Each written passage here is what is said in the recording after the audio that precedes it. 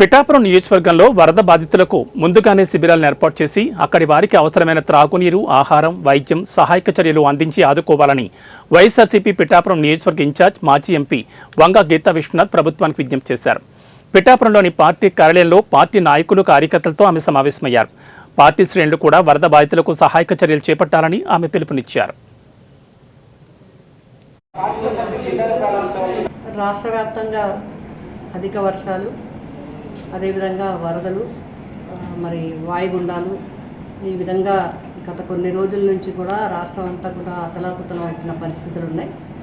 ఇప్పుడు మన ఏలేరు, కాకినాడ జిల్లాకి సంబంధించి ఏలేరు ప్రాజెక్టు క్యాచ్మెంట్ ఏరియాలో కురుస్తున్న వర్షాల కారణంగా ఏలేరు పూర్తిగా నిండడంతో మరి అధిక లెవెల్లో అంటే అఫీషియల్గానే 10,000 క్యూసెక్కులు వాటర్ వదులుతున్నట్టుగా డిపార్ట్మెంట్ వారు, ఇరిగేషన్ డిపార్ట్మెంట్ వారు చెప్పడం జరుగుతుంది. దానివల్ల ఎప్పుడు కూడా పిఠాపురం నియోజకవర్గానికి నీరు కనుక ప్రాజెక్టులో లేకపోతే ఎండిపోయేది, ప్రాజెక్టులో నీరు ఎక్కువైతే మునిగిపోయేది పిఠాపురం నియోజకవర్గం. దీని మీద ప్రతిపాడు, అదేవిధంగా పెద్దాపురము, జగ్గంపేట, పిఠాపురం ఆధారపడి ఉన్నప్పటికీ కూడా పిఠాపురం టైలాండ్ ఏరియా కావటం వల్ల అధిక నష్టం కలుగుతుంది. ఇబ్బంది ప్రజలకి కూడా, రైతులకి చాలా ఇబ్బంది కలిగే పరిస్థితి.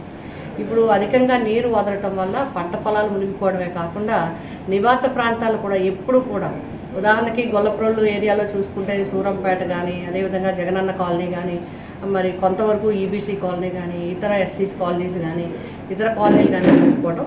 ఇక్కడ పిఠాపురం రూరల్కి వచ్చేటప్పటికి మాదాపురం కానీ కొన్ని గ్రామాలు, అలాగే గొల్లప్రోలు కొత్తపల్లి మండలం వెళ్ళేటప్పటికి రావణక్కపేట కానీ, నాగులాపల్లి కానీ, ఇలా కొన్ని గ్రామాలు అయితే పూర్తిగా మునిగిపోయే పరిస్థితులు. కాబట్టి అధికారులందరితో కూడా మేము రిక్వెస్ట్ చేయడం జరిగింది. నేను స్వయంగా మాట్లాడడం జరిగింది. రెవెన్యూ అధికారులు, అదేవిధంగా అగ్రికల్చర్ అధికారులు, ఇరిగేషన్ అధికారులు అందరితో కూడా